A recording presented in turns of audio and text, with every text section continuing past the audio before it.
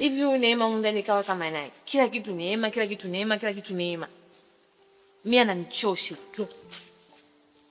Bwana kama vile unaonekana kuumia. Sio kuumia. Wewe uone kaka sasa hivi yani hayupo kabisa na sisi.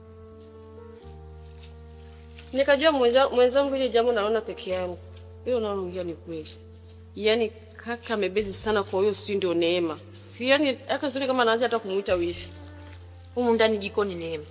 Kirudi chumbani Neema. Kija sebuleni Neema. Ha! Ila dada, mimi nilikuwa na wazo. Ulikuwa na wazo gani? Nikwambie kitu.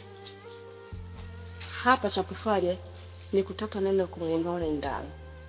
Kama haupo tayari, mimi leo nitalifanya. Kazi ndogo sana kwangu. Asa nani ambaye anamtaka humu ndani? Hicho ndio kitu ambacho nilikuwa nakitaka muda mrefu sana. Basi ndio mpango wetu. Tumuondoe humu ndani tubaki na amani. Tumechoka.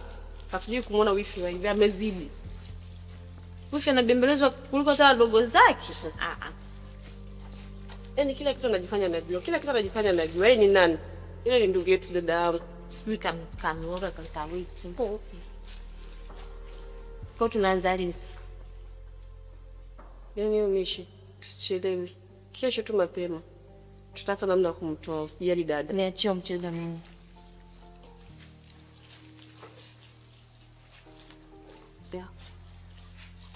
Basi nyanyuka ukanyanyuke hizo nguo basi acha uvua. Ushaanza. Sasa unyanyuke mdogo wangu ukanyanyuke hizo nguo. Ndio tumekubaliana jisuanike. Mimi sinamalizia anika hizo nguo. Basi. Kwa makasiriko sasa.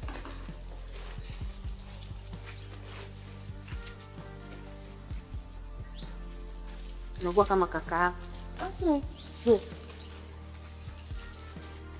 Kwanza leo sijamsikia kelele zake. Tafangu ana shida. Tatizo wifi. Nilikwambia dada ni wifi. Unapika kana shida. Wifi huyo.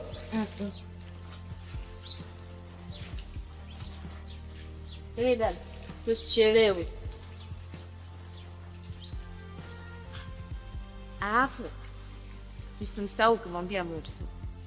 Musa? Ndio. Sawa, haina shida.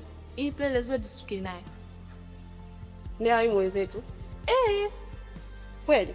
Sasa unafikiri nguvu itapatikanaje kama yeye? Wazo zuri sana.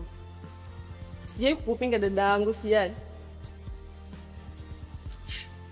Yaani maizi yangu katako sasa anakuja na kiuri yake. Sorry,